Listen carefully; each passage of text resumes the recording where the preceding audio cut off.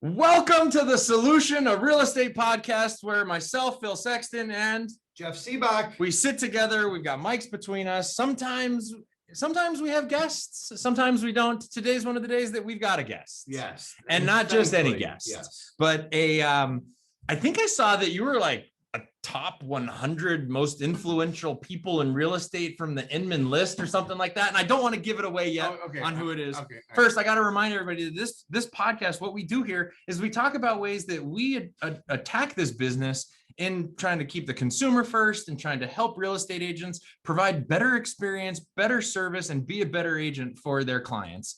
And I just want to get that out there because I've had a couple of conversations this week, which we might even get to today. But any other insight that you want to add there before we? Well, I mean, today is a little different because I don't know that we talk a lot about sphere and how to keep in touch with your sphere. And obviously, if you're providing excellent service, the amount of times that you touch your sphere influence, I think that it affects how people feel about you, right? Yes. Like, because real estate agents have had a bad rap.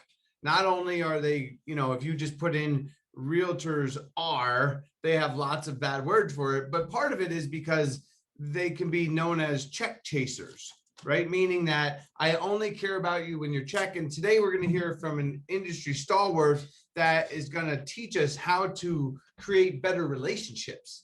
And that, after you sell somebody a house, you need to continue to follow up with them if you want the next one. So, I know that I am excited to have Sean on the podcast. And so let's do the official intro. All right, ladies and gentlemen, welcome to the stage, Sean Carpenter. Yes. What's up, boys? Hi, Sean. Hi, Sean.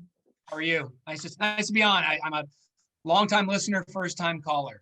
Yes, that is a Thank Mauricio you. line too. We use that line a lot around here. We appreciate that. So what we're going to do is we're going to wanna- be just like Bill Risser, and we're going to talk about his background for about 45. Oh, no. That's Yeah. not what we're gonna do. I think that Bill Risser might have been the connector here in my relationship with Sean. That's what I wanted to bring up, Bill, right? Because he's been the connector. So Shout out to excited. Bill. Yep. So is it okay if I give a little bit of like my background in our relationship? Yeah, I mean, we met at the Arizona Association of Realtors Conference a few years ago, but got to spend a little more time in Florida last month. So yeah, go ahead and give your background. No, that was it. Let's move on. No, And I reserve the right to fact check. you absolutely can. No, my background is what you just mentioned, but you have to understand that your personality online is sometimes enters the room before your personality in person. Right. And so my first experiences with Sean was when we were into the Twitter sphere, when he was writing blog articles, as he's building websites. Like you got into the tech space early in this industry. And I think that there were some of those early adopters that got to know each other. They started to hang out at bar camps and stuff like that. And I think it wasn't until a few years back that the Arizona Association of Realtors hired Sean to come in and educate all of the Arizona realtors at their conference that I actually got to meet you in person. And it wasn't just a get to meet you in person. It was a get to see you on stage and perform your edutainment, right? How you educate the audience and you keep us entertained. And I mean, it's second to none. And then I go to Florida where we got to, the podcast listeners know that I got invited to help facilitate the RE Bar Camp in Florida. And I went down there, and now Sean and I had known each other from before. We've chit-chat a little bit. Sean actually is the reason why I still check Twitter every once in a while. Right? But we ended up at the airport early. We ended up with a couple of extra hours, and we really got to chat. And I got to Are you saying you played golf together? That was a couple extra hours of hanging out. Yes. I don't want to, Talk about tell your golf game? all of my secrets, but we might have both been wearing pink shirts. I don't know. But in that exchange, in those interactions, what I got to do is really learn what he does, like what makes him tick. And I tell you, he is it a compliment to say that you're on the spectrum when it comes to remembering people? I mean it as a compliment that you are very. Yeah, Go ahead. It is a skill that I have, and I don't know how I developed it, but it's something that I just know that it's extremely important to people. The one thing that we all own in our world is our name. And no matter where we're at, when we hear it, it sends a little rush of dopamine. I mean, Jeff or Phil or Lena or any of the people, if you're walking through Sky Harbor Airport tonight and you're on your way to gate C26 and someone says, "Hey, Jeff," you're going to stop and turn around, even though you say to yourself, "They're not talking to me," but they might be. And it just makes you feel good. And so, I mean, Jeff, you saw, or Phil, you saw me do it at the restaurant we went to, right? At Betty's Burgers. Yeah. I mean, the first thing I do with my servers, if they don't say, "My name is Sean, I'll be taking care of you," is I say, "What's your name?" Because I want to know, because then throughout the rest of the meal, I'm going to use your name, right? So it's just important to me. Awesome. Yeah, well, that was an easy one because a lot of people that go to restaurants can remember their server's name. But when I got to the hotel and we checked into the hotel and then I chatted with Bill Risser, who was also at the hotel, he said, the last time Sean was at this hotel, I think was 2 years ago. And when he walked up, the lady that was checking him in, he was like, "Hi, Marcia, I remember you from 2 years ago." Or like, you can fact check that story, but it was years between the times that you checked in at a hotel and you remembered that person, and your ability to make them feel special by using their name. Just the fact that you remember their name is so impressive. So I gotta ask, right? The elephant in the room is, how did you learn that skill, or how did you develop? Do you work on that skill? Do you take notes? I mean, what do you do? Anything? No, I really just, now that it's become such this thing, I really just, when someone introduces himself, I try and use it a couple times in the sentence. Guys, the easiest layup that we all have is when you walk into a place like a Starbucks and the barista's wearing a freaking name tag, and I use their name. I'll say, "Michelle, can I get a venti iced coffee?" And I can't tell you, Jeff, how many times the barista does a double take and says, "How'd you know my name?"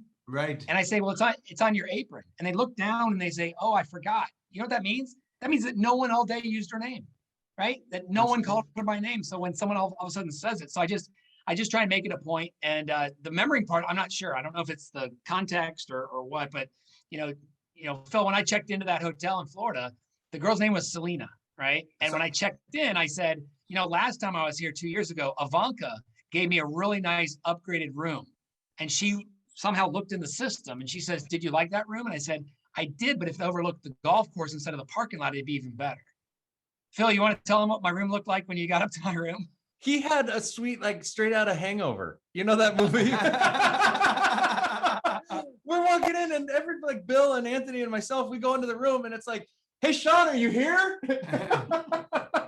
And those guys were like, "I don't know how he does it, but every time he's a schmoozer." And I think that the secret is that he just remembers people's names. Yeah. And that just how powerful that is good. Remember people. And uses them. So I appreciate that. Yeah. Yes. All right. So then when we got to chat, you have what, 20 to 30 keynote presentations ready to go. You speak. How many days a year do you travel to speak?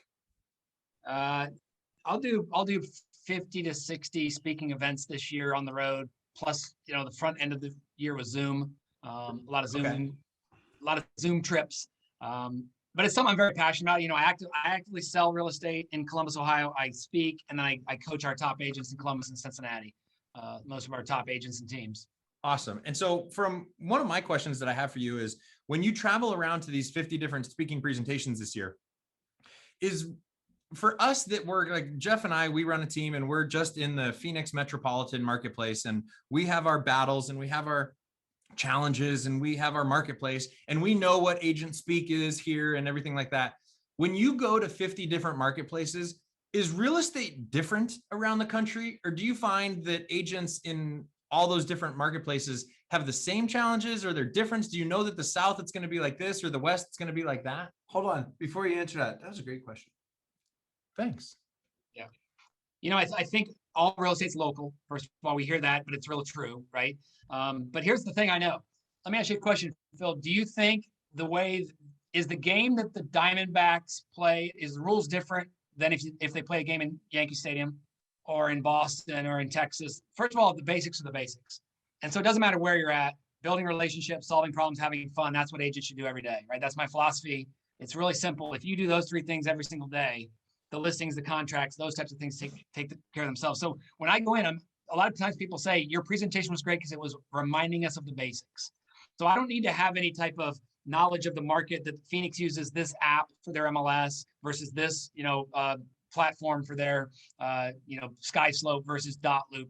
That doesn't really matter. What I think really impresses people that makes them pay attention is when I walk in and I say, guys, you guys should be so lucky to live here. I was at the Kilt last night after playing, this golf course. And they're like, wait, you just got an antenna last night. How do you know about our breweries? How do you know about our golf courses? How do you know about these places? And because I try and make it a point to talk their language, so to speak, the same way the Eagles or Jimmy Buffett would say, "We love you, Phoenix." And people feel like, oh, that's so cool that they personalized it to us. So my answer to that is the basics work no matter where you go, right? The basics of what the Diamondbacks do and the Seattle Mariners do and the Chicago White Sox do is they throw and catch and hit and run.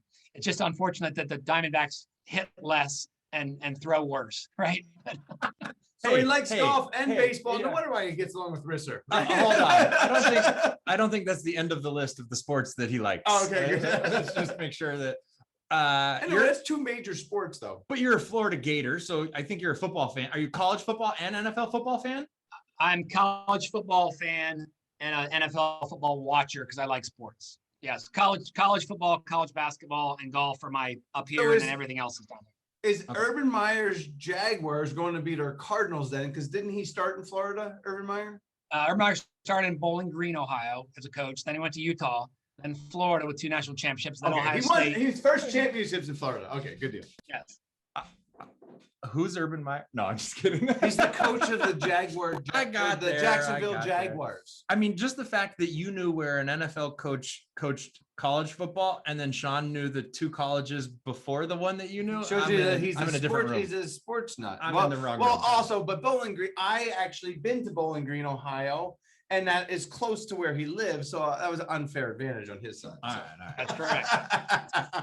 So I actually, one of the reasons why we brought you on is so that you can talk about, because not just sports, but how when you go around, like the things that you share with people that they have found to be most helpful. And so when we sat down, we started talking, you were telling me about CARP consulting, because do you only coach agents that are in Ohio, in Columbus and Cincinnati, or do you have clients around other areas as well? I have some agents outside of the area. It's something I call it CARP consulting because I don't think, people that coach, I have a coach. When people say they have a coach, usually that means they have an accountability person that says, did you make your calls this week? Did you set appointments? Did you do those types of things? And a lot of the agents I talk to, the top agents in our company, they sell way more houses than I sell.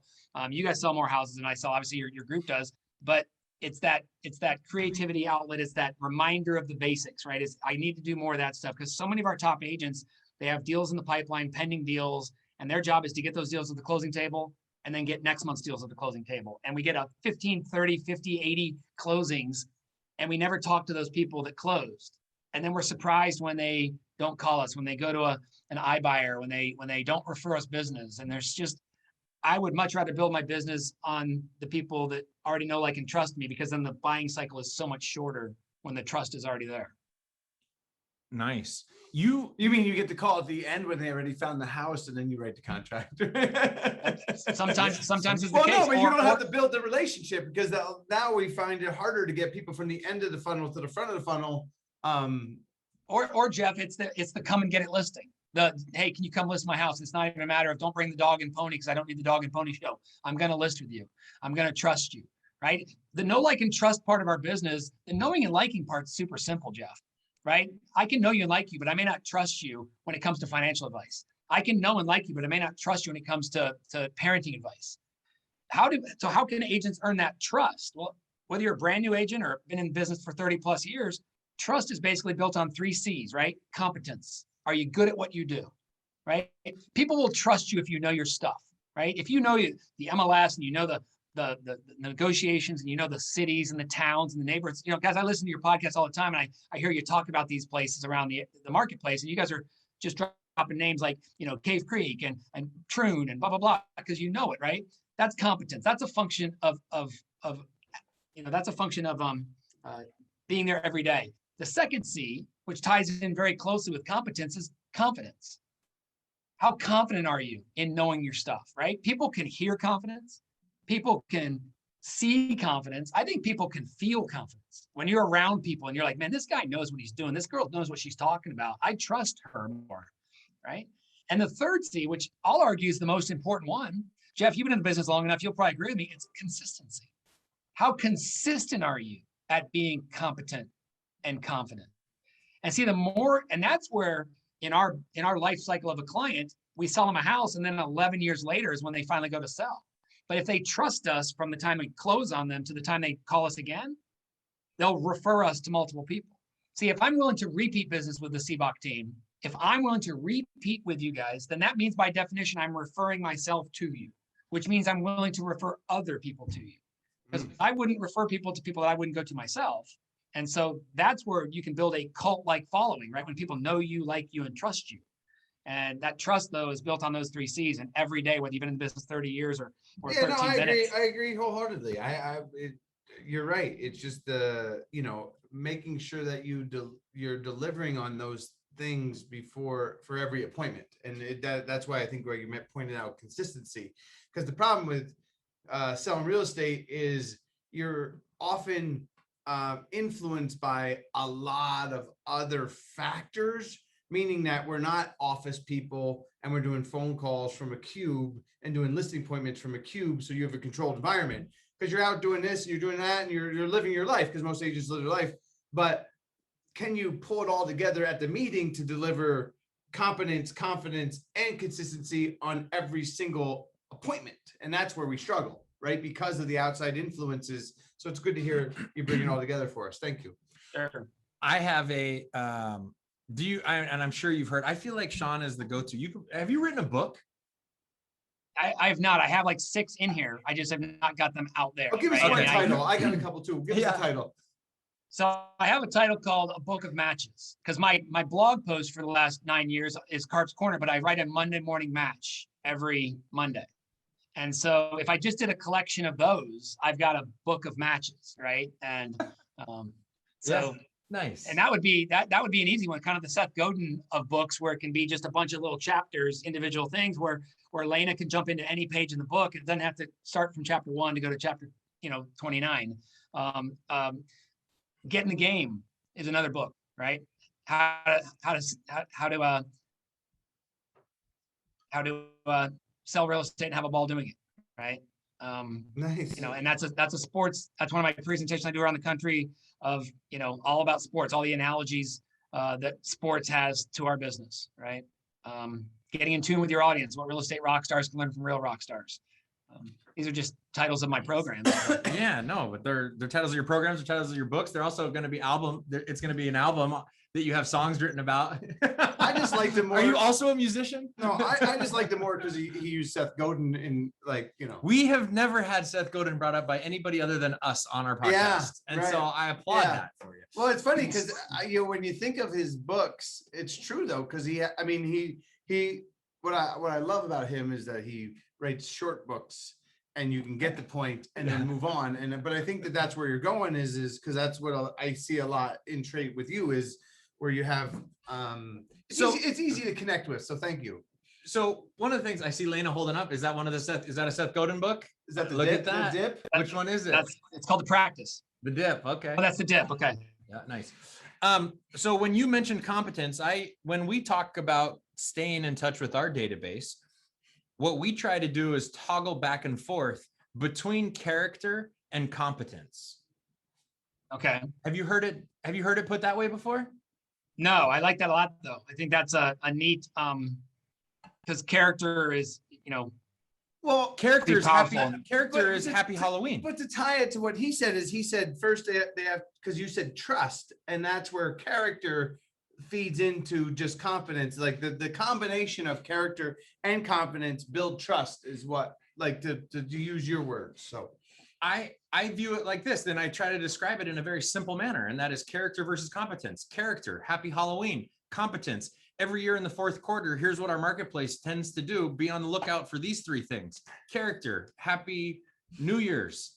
Competence, hey, we just started a new year. Here's our expectations of what this market is going to be in the next 12 months. And so you go back and forth between this, I'm a nice person and I'm good at what I do. Hey, character, here's a mask. A face mask. Yes. Competence, you we wear it. Because we mail things other than mail, Sean. We mail gifts, something we learned from the Callaways. So, Yeah. so Let- CARP you- Consulting, you have CARP, I mean, Sean Carpenter, it's very simple. You chose the first 4 letters of your name to shorten it so that instead of Carpenter's Consulting, it's CARP Consulting. But CARP is an acronym, isn't it?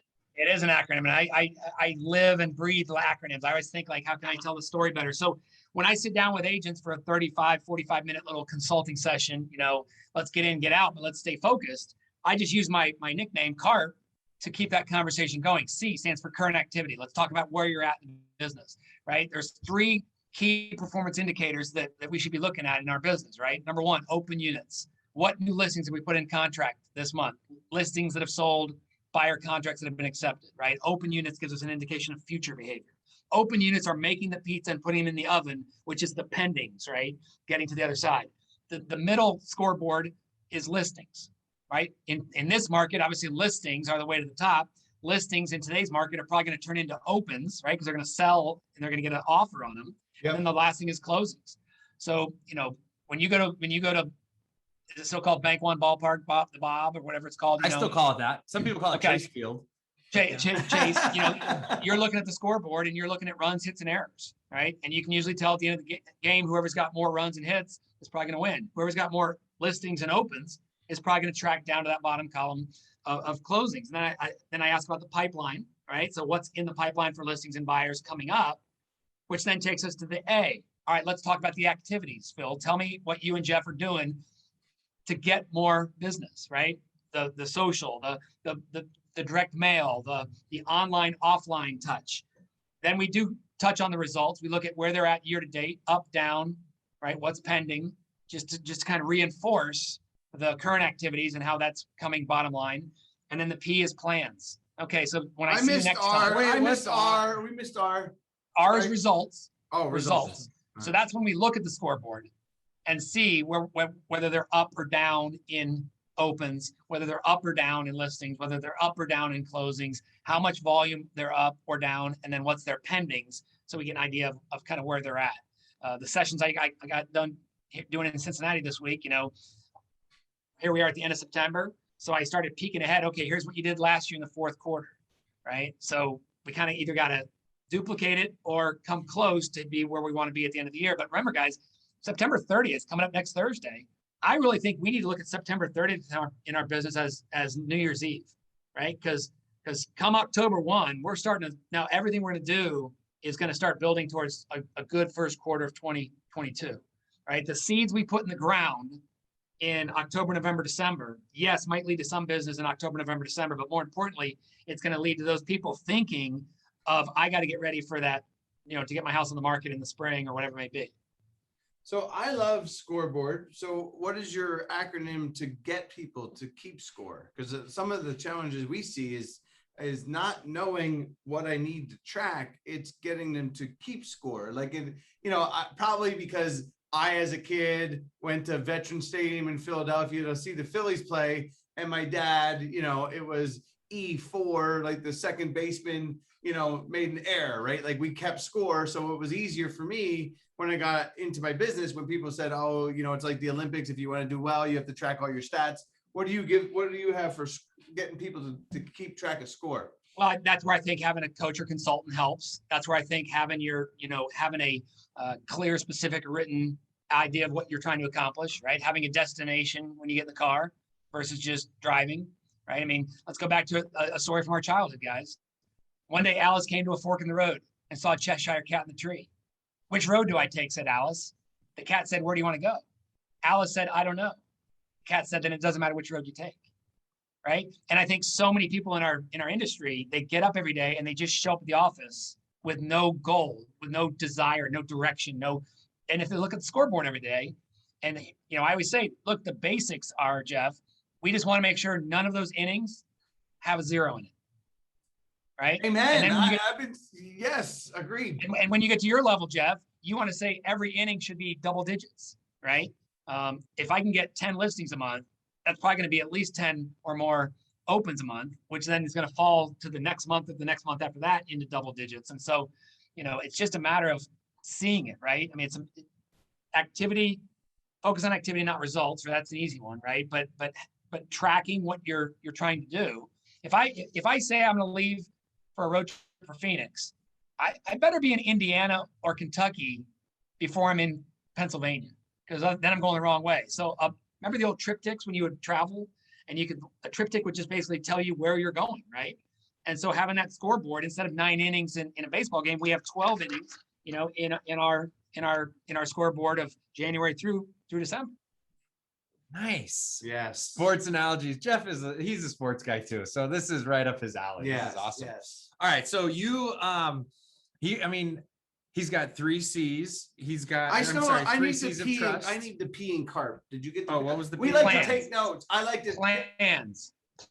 So what between our next session and Jeff, as a team leader out there, that might be by next week, by our next meeting in 2 weeks, by our next meeting next month, or whatever it might be. And that's really where it's like, what are the activities you have on your board, your client appreciation events, your mailers you're sending out, the follow-up plan, or getting the CRM in place, or whatever it might be that comes out of that conversation. So you got current activities, you got current business, you got activities, results, and plans. Yep, CARP. Nice. I love it. I didn't even get to the one that I shared. So I took notes. I don't know. I came here to hear about the 4-H's. I was and we gonna haven't even say. got to that. I Like, know. What the Well, hell? I took notes. Like, can you get them to calm down and talk about the things that we want to talk about? No, I want to get to the 4-H club, but let's take a quick commercial break because I know Adam he wants to get this he in. loves commercial Hold on, breaks. let's hear Right. from our sponsor real quick. You know that property that the listing agent said had multiple offers, but there really weren't any? Don't you think we should be offering more transparency for the consumer while they're house shopping? We would love to hear your thoughts. Visit us on Facebook at Real Estate Leopard and chime in.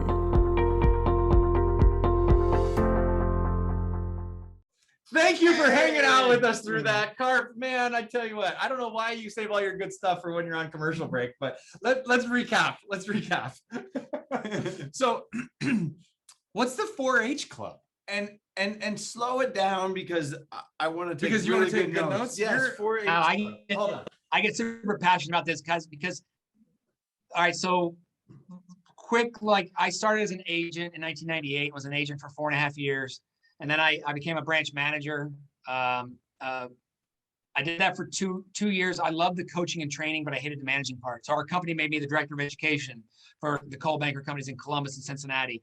And I got to help teach new agents and experienced agents on our our company events and things like that. And really the theme of the business is my philosophy, right? Build relationships, solve problems, and have fun. If agents do those 3 things every day, they'll get the listings, they'll get the buyers. Yeah, Phil's showing my card that I send out, my branded card. So I made the decision, Jeff, to jump back into sales. I was kind of getting a little burnt out. My kids had grown up and were heading off to college. And I really was enjoying the speaking opportunities, but I was kind of bound by only speaking inside the Coal Banker family. I couldn't really go out and speak it outside. And I would have to take days off if I wanted to do it. So I made the decision to sort of leave and go back into sales and open up my own company called Sean Speaks. And I just felt like when I stand up and speak in Arizona or wherever, that when I'm an agent who's actually doing what I'm talking about, has some credibility versus a speaker who's never sold real estate or whatever. And so that first day back on the job, Jeff, that first day back as an independent contractor, all the risk on my shoulders to try and grow my business, both buyer and sellers and speaker clients, I needed to do what I taught agents for 13 years to do. So I equate what we do in our business, guys, to being farmers. Think about it. If someone left corporate America and said, I think I want to be a farmer, they don't have a crop tomorrow, right? They've got to work their field. They've got to take time and patience to turn the soil and put seeds in the ground and water and fertilize.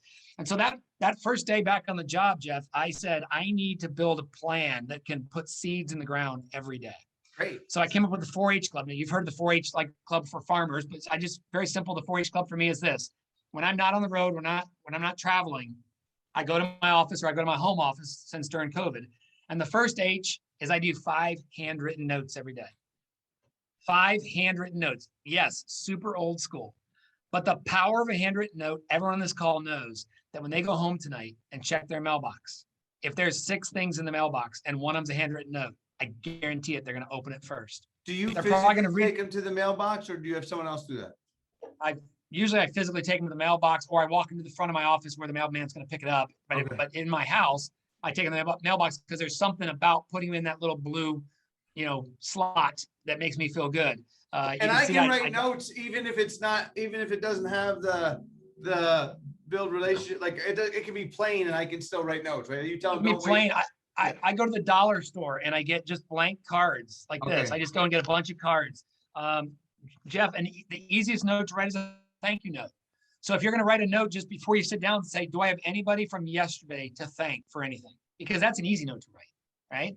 And people appreciate it. There are people that will take pictures of the cards I send them and say, CARP, so cool that you practice what you preach. I know there are people out there that probably have like a basket or a drawer where they keep handwritten notes from loved ones and from people like that. So just a handwritten note. Very rarely do I ever send a branded Coldwell Banker. So give me, so it's usually the people then that you met with the day before, or somebody you met online, Nope. So if I have somebody to thank, right? Like I was with Phil and I sent him a note saying, thanks for hanging out with me and it was great to meet you type thing.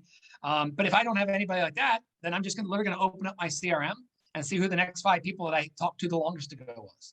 And I'm going to send them a note. And it's funny, people always overthink it. They're like, what do you write? I write the same exact thing I'd say if I ran into Phil at, the Waste Management Open, or if I haven't talked to Lena in a while, I'd say, hey, Lena, hope your summer's going well and you're ready for fall. Are the kids excited to be back in school? Any family vacations planned? Hope to see you at the club soon. Let's grab a beer, CARP, right? It's literally 4 or 5 sentences. There's nowhere in there does it say, please think of me next time you have a sale. I don't write Sean Carpenter, Coldwell Banker. We love referrals. Yeah. I don't even. That's the biggest compliment. The biggest compliment you can give me is to refer me to your friends and family. You don't say that? No, but because it's Ford, it's family. Just ask them how their family is, right? Like that is the most way to engage everybody. Yes, but it's doing it, right? That is absolutely. I was just no, because I would. You mean the content of the card? I was just because that's the common question that we get, Sean, is exactly what you get to. What do I write? And when people say, what do I say? We teach them Ford, family, occupation, recreation, dreams. Same idea. It's just basics, like be basic. And it's okay because you're writing a handwritten card, right? Like you don't have to. That's the power. Right? Yeah, right. And it is the consistency. And it's once again, that is a seed in the ground technically today that, Lena's not going to get till 3 days from now. And nowhere in there does it say, think of me for real estate. But in some small way, it does put Sean Carpenter to the top of her mind, right? And we'll talk at the end, Phil, about the branding that we're trying to do with this, right? Yes. So 5 handwritten notes, right? Very simple. I have a couple cards. I go on Vistaprint and I get these, branded cards. I also get ones that say today's going to be a great day. Yes. Things like that. I love your budget on those. It's good. Yeah, for sure. The second H is I do the hot sheet. All right. Very simple. Every realtor with access to MLS has what's called the hot sheet. The newest things that have happened in your town. Now, you're not going to do all of Phoenix, right? You're going to do Scottsdale. You're going to do Cave Creek. You're going to do Troon. You're going to do, Desert Highland, whatever that part of town you're doing. And I look at it for 2 reasons, Jeff. I look at it the first time with my real estate hat on. What new listings have hit the market? What coming soons, in contracts, price changes, closings, expires, or cancels. And then I look through it a second time. And as I go down the list, I just think to myself, do I know anybody that lives within a couple blocks of that property? Out in your marketplace, because you have so many branded, gated neighborhoods, I would say, do I know anyone that lives in True North? Do I know anyone that lives in Greyhawk? Do I know anyone that lives in, Maricopa? Whatever I would say. And if I do, I very simply either in the MLS right there, I shared listing with them with just note saying, hey, there's a new listing in your neighborhood. Email, you think, or text? Email, text, or phone call, depending on what I'm doing. So somehow, some way, a touch. All I'm trying to do is say, hey, Lena, just want to let you know there's a new listing in your neighborhood. Or, hey, Lena, there's a... So basically the hot sheet is anywhere from 5 to 15, depending on how big of your area is. And then each day you just work down each one but you give conscious effort to be like, okay, number 1, where is this house? Okay. And then also, because you're touching base with all these people, you're like, okay, who lives near there, right? Like, I like it. It's good. And here's the thing. There's some days that I just don't know anyone that lives around that house. But there's some days I might be like, you know what, they're at least on the north side of Lane Avenue, so I'm gonna let them know about this or whatever.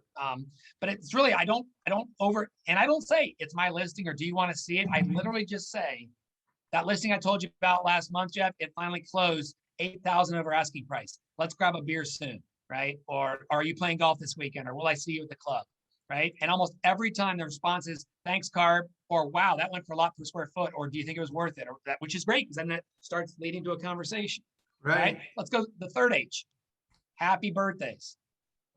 Easiest thing in the world. I'm not the smartest guy in the world, but I know the average human being has one birthday a year, right?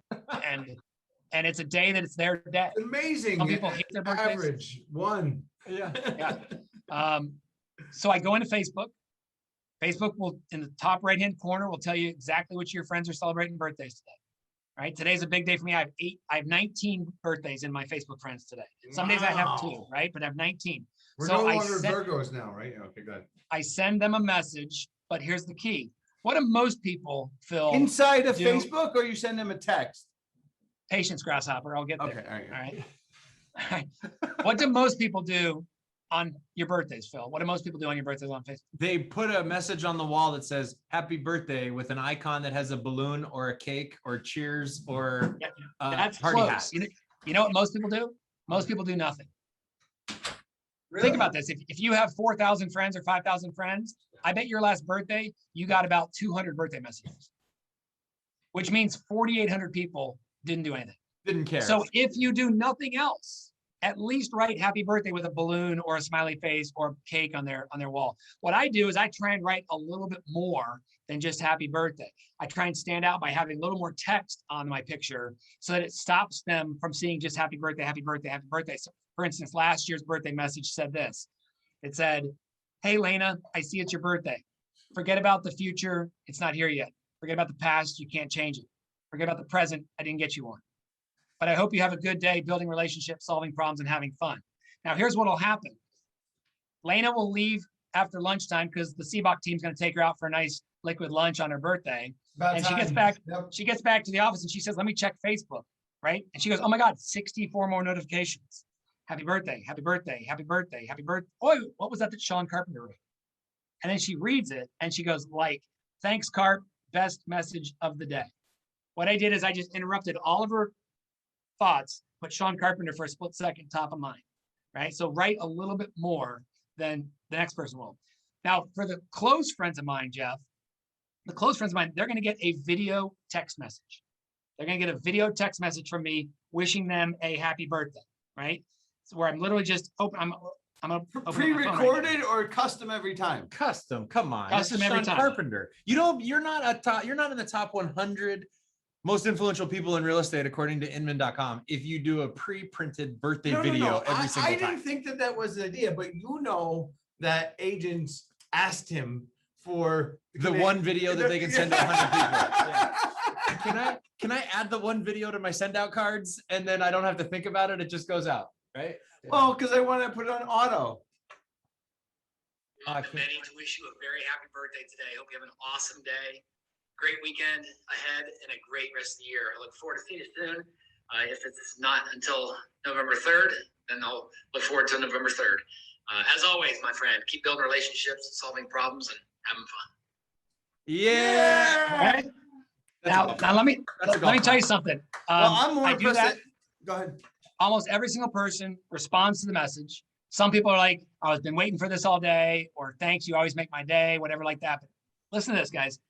On my birthday last year, October 12th, I got, I think, 60 video text messages. That's awesome. Because people, and look, here's what most of them were. Because a lot of people don't like doing video. They don't like doing video professionally or even on a text message. But here's what most of the messages said. Hey, CARP, it's Jeff out in Phoenix. Hey, man, you always send me a video text message, so I feel like I'll do one. I hate doing videos, but I'll do it, right? But then here's the funny part. At the end of the messages, I bet if I got 60, 30 of them said this. Hey, man, I hope you're playing golf today. And the other 30 said, hey, man, I hope you're having a good craft beer today. Not a single person said, hey, I hope you're selling houses today. Hey, I hope you're listing people's houses. Hey, I hope you're making money today. They all talked about things they know are important to me, right? Craft beer, golf. Maybe they said, I hope your Gators win today, whatever it might be. You know, and I think that's that happy birthday video, guys. Number one, it's just a special touch that, you know, I'm going to guess most people that are watching this, they got 0 video text messages on their birthday. So it's going to help you stand out,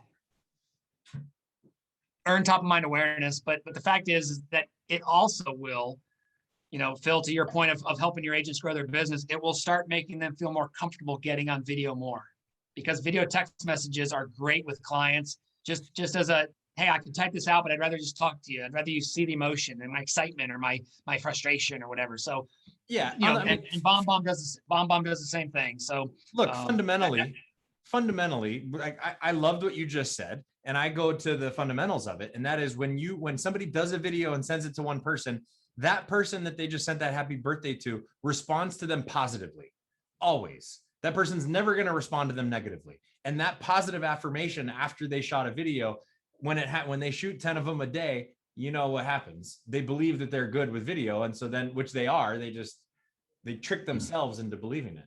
Yeah, I think it's good. I think it's great. I just want you guys, let me tell true confessions from the road. So this year I got my first Sean Carpenter birthday video, and it was the day. So my birthday was Friday the 13th, and my middle child David was born on Friday the 13th, on the 13th of August as well, on my birthday. So he took my one day from me, which is okay. It's cool. I'll share it. But we had a party for him and me, a co-party on Saturday the 14th. You created him. It's your fault. I know. Yeah. Fair. Don't give me the power of the Lord, Jeff. But anyway, I'm just saying. So on the 14th, I am having this party. A text video comes through from Sean, maybe while we were singing "Happy Birthday." I don't remember. I saw it and I was so excited, and then I left it and I forgot that I left it. And when I was going to see him in Florida and I pulled up the thread to shoot him a text message, I felt like an asshole because you didn't respond. Because I didn't respond to him, and I still hear him talking about birthday tests, and I still feel guilty. Yeah. Well, you feel indebted to him. I absolutely. Yes. Yeah. So it's just that little extra thing that you're going to stand out and do something no one else is doing, right? Like using people's names. And then the fourth H, guys, is high fives. All right. There's no better way for me to build relationships, solve problems, and have fun than through social media, because I can do it further and faster and freer than I could one at a time in Columbus, Ohio. Right. So I'm already on Facebook for the first time of the day, looking at the birthdays. So I'm just literally going to scroll over to my news feed, and I'm just going to scroll down, and I'm going to like 5 people's posts. I'm going to comment on 5 people's posts. So I do 5 likes and 5 comments on Facebook. I'm going to jump over to Twitter, my favorite social channel, Phil, and I'm going to do 5 comments or retweets on Twitter. I'm going to go over to Instagram, and I'm going to do 5 comments, not likes, 5 comments on Instagram, either stories or feed. And then I'm going to send 5 random text messages to people on my phone. That could be something as simple as "Have an awesome day," a funny GIF, a meme. Hey, did you watch the Cardinals game last night? I saw the Aztecs won. Just 5 text messages. And then once I've done that, guys, once I've put my seeds in the ground, I go get my morning coffee. I go to Dunkin', or I go to Starbucks, and I get my morning coffee. That's kind of my reward for putting seeds in the ground. Now think about this, guys. If I do 5 handwritten notes a day, let's say 2 people on the hot sheet today. Let's say 13 birthdays on Facebook. And then my 25 touches, 5, 5, 5, 5, 5. That's 45 people that heard from Sean Carpenter before 9 o'clock in the morning. 45 people that have Sean Carpenter's name floating across the top of their mind for a split second. And how many of those were about real estate? 2. Literally only the hot sheet ones was even remotely close to being about real estate, because they just mentioned a home in the neighborhood, but none of them were pitchy. None of them were selly. All I'm trying to do is get my name to cross into the top of their mind at some point that day, right? And if I do 45 today and 45 Tuesday and 45, we're talking, what's that, 225 touches. 5 days, great. a week. No, it's a phenomenal. I actually love that you're not, because you have the same feeling I do in marketing. Is I don't like in your face work with me. It's just be in their face and talk about things that they care about, not real estate, right? Like, don't be like, oh, list with me or work with me, because I think that turns people off. And not at any point did you talk any about that. It's always just be there and be present and let them feel your, Listen, Jeff, every single person in our sphere of influence knows 10 realtors, especially in your city. They just know. They know 10 or 15 realtors. 15, I just need to be, I just need to be the name that pops into their head. I just want to be in their name in front of them enough times. And that's where I circle back to the branding. See, I want people to know me for real estate. I want people to know me for Coldwell Banker. I also want people to know me for Florida Gators and for craft beer and for golf and for Tom Petty and the Heartbreakers, part of my brand. And people say like, well, how does you being a Tom Petty fan help you sell real estate? Let me show you how. Because if Lena's driving to go to Costco tonight to pick up something for her pantry, and on the way into the parking lot, she hears Running Down a Dream by Tom Petty. And she thinks to herself, hey, this is that silver-haired guy's favorite band. And she walks into Costco and runs into her person she works out with on a regular basis. And they just have a quick conversation. She says, hey, guess what? My sister's moving down here from San Francisco. Gonna need to buy a house. You should probably have her call Sean Carpenter because I'm right there in the top of her brain. Right. No, I love it. Or when someone sees a craft beer, or when someone sees a golf course and they say, I wonder if CARP's played here before, right? Or I wonder if CARP's had this beer from Tilted Kilt. And people send me pictures. You know, I got a message at 3:00 in the morning one time. I saw it when I woke up, but it was some of my fraternity brothers. They were in Seattle at a business conference, and they sent a text saying, Sean, we're at a bar with a Tom Petty cover band. Wish you were here. Yeah. Right. That means they were thinking about me. Now, So just because I want to tie in your friend Bill Risser, do you think Bill ever gets a call and they're like, I'm at a cover band of Barbara Streisand? I love that it's Tom Petty. Like I can think of several songs that You know what? No, I don't think he does. But hey Jeff, if I ever call you and say I'm at a Barbara Streisand concert, call the police because I've been kidnapped by Bill Risser. I have a friend that an old roommate, actually, a gal that my sister and I went to school with, and she now works for, I think it's like Tony and Guy, or anyway, she does hair, and she just had, she was sharing a bunch of photos of a model that she had done the hair from in this photo shoot. And there is a picture of Barbara Streisand in the background, and no shit, I'm sending it to Bill Risser. See, but once again, you guys both learn to have an iconic music, like, because I mean, is it coincidence is what I'm after? Like you just love Tom Petty, or is it intentional? Well, no, because truth be told, I made a decision in real estate a long time ago that I didn't want my top 5 to include any realtors. Because, you know what I mean? So did you make a conscious, your friends, your friends? Yeah, because you obviously you want to get referrals from your top 5. And if one of them is an agent, they rob your referrals because then you're splitting everybody together, or whatever it is, unless you're just a way better agent than they are, but that's the different story. But did you choose Tom Petty for, how did that happen? Well, Tom Petty's from Gainesville. I went to school at University of Florida. I mean, Tom Petty's kind of associated with the Gators. We sing now his I Won't Back Down at the end of the third quarter into the fourth quarter as, kind of a tribute.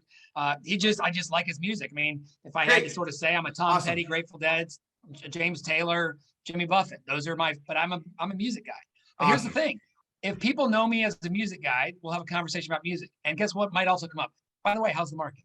And people might know me about golf, and they might say, hey, I saw on Facebook you were playing golf at Longenberger. My mom has a place out there. What do you think might go for? Right. Yeah. All I'm trying to do is make people think of Sean Carpenter enough times because I know they know other realtors. I joke with people. I say, I don't need to be the only realtor you know. I just need to be the next one you call. That's right. Do you understand why I like Sean Carpenter? Lena, yes. Do you understand why I was excited to have Sean on? Yeah. I just want you to know, Sean, that he needs a little more energy. We have a glass table here that we keep our microphones on, and we use dry erase markers, and we always take notes as we have guests on, whether it's, to not forget questions we want to ask or not forget the content that's presented. I have never seen Jeff take more notes when we have had a podcast. He's got his whole 60% of this table covered in blue marker. Yeah. One of my things you're talking about books is that I think that people don't take enough good notes. Like the mistake of most realtors is they think they're going to remember everything. And I know that is impossible. So I've taught myself to take good notes, and thanks for pointing that out, Phil. Did you, when I explained to you what the 4-H club was from the notes I took after sitting next to him, shitty job. Was it as good as how Sean explained it? No. I actually liked Sean's version, and your version was not that good. Yeah. So Phil's the 5th H, horrendous. Yeah. No, he had the handwritten, the hot sheet, and the 5s. Like I knew. No, it comes from somebody that does it. It comes from somebody. Jeff, what's funny, Jeff and Phil, is people I'll be teaching this people. They'll write it down, and then they'll go, "Well, I can't do this. And I go, why? And they go, well, because I'm not on Twitter. And I go, oh my God, then do the high fours, right? Like don't make that the reason why you don't send handwritten notes. Or maybe they say, well, I just can't do 5 handwritten notes. So do 1 handwritten note a day. And the hot sheet. And happy birthday. I'm with you. I mean, Jeff, you have a bunch of agents out there. If they did 45 touches a day, each day, I mean, can you imagine? He wouldn't even have to do this podcast anymore, Sean. Well, I wouldn't even have a job. Wait a minute. Why do I do it first thing in the morning? I do it first thing in the morning for a very specific reason. Real estate is the most awesome career because it's different every day. What's the bad thing about real estate? It's different every day. And so if I allow my day to happen and I don't put seeds in the ground today, that could cause me to not have a crop next week, next month, next year. What time is that? Is that time for you? Is that 7 a.m., 8 a.m., 9 a.m.? Between 5:30 and 6:30. Awesome. Good. Well, yeah, good. So it's already done, and that way I can. Well, I was amazed. The thing that actually made me super excited about it was that Phil told me you can do it in 45 minutes. Yep. Like to think that you can generate, because a lot of the coaches out there in the business are teaching you 2 hours a day, 3 hours a day, calling, like all that stuff. And you're touching more people in half the time than they are, right? Like, because your things are not, and I like that it's not the phone call, because the phone call is if you're relying on your business phone calls, you're in a bad business, because now everything's getting screened out. Like, you need different tactics. So it's actually a current strategy, because you're incorporating social media and old school and real estate all in one. I actually, don't even think I need to do anything else. Yeah, and look, full disclosure, guys, there are some days when I really want my morning coffee. So I do the first 3 H's, and then I go to Starbucks and I sit there and do my high fives, right? I have my coffee while I'm pounding out my likes and my comments. And guys, don't overlook the comments part of it. It's so easy to just like stuff on Instagram, especially. But here's the thing: when Lena puts a picture of her new puppy up, or she puts a picture of her her beautiful new cactus she has in her office, whatever, she might get 85 likes in the first 3 hours. But if I'm the only one that comments on it, I guarantee you she's not going to go through and look and see which of her friends liked it. But she will, if she's like most people, a notification will come up that says Sean Carpenter just commented on your post. So all of a sudden I disrupted whatever she was thinking about. She may click on that and go to her post and read what I wrote. So I'm already now in the top of her mind. She may click the like and then say, thanks, Carp. Glad you like it. Right. It's just about. I love it. No, I mean, actually, when you were saying that, I was re-looking through my list, because actually you only need to do number 1 at home. Because the reason why I wouldn't want to do the handwritten notes somewhere else is because, do you bring this postage with you? Yeah. Right. Like, to me, get them done before you leave. But hot sheet, you can do that in your computer at Starbucks. You can do happy birthday videos. You do it with your phone. Like, you didn't need to be there. And then all of the high fives. So actually only 1 ties you down. You can actually do the other H's anywhere else. So that's what I liked about it as well. So thank you. Yeah, no problem. I think we told Sean that it was going to be, like a 45-minute conversation, and here I'm we are almost sweating. an hour in. Yeah. I don't even know where the time went, but Yes. I know that not everybody has another hour today. So we're going to do it again in the future, Sean. Yeah, love to come back. I got more stuff, more acronyms. Let me just a little bonus tip here at the end. Did you guys notice how many times when I started talking, I either said Lena, or I said Jeff, or I said Phil? Yes. Right. Now I know all you guys, but that's kind of the key to remember people's names, is saying them a lot, but not saying, Jeff, I was talking the other day, Jeff, to my friend Jeff, and I didn't make it, but it was just part of my dialogue, right? You actually have a cadence you also said, I didn't remember, build relationships, solve problems, and have fun 3 times, 4 times. Yeah, exactly. Right. So I worked it in, but someone like Lena, whose name is pronounced differently than it's said, that's sometimes you forget people's names, because it's like his name was Guillermo. His name was, and you gotta, so sometimes Octavio. Right. Awesome. Sean, I'd love to come back. I love what you guys are doing. I love the whole vibe of your trying to make our industry better and having fun doing it. Yes, is and really- building relationships Yeah. at the same time. Yes, yes. So, like And I think we're trying to solve some problems too. I'm Yes. gonna go with we live this. We don't Yes. say this, but we live this. yes, but, Check, check, but check. to your credit, it is spot on, and I loved everything you said. So great job. Happy Thursday, Sean. Thank you for coming. Thank you. Thanks, guys.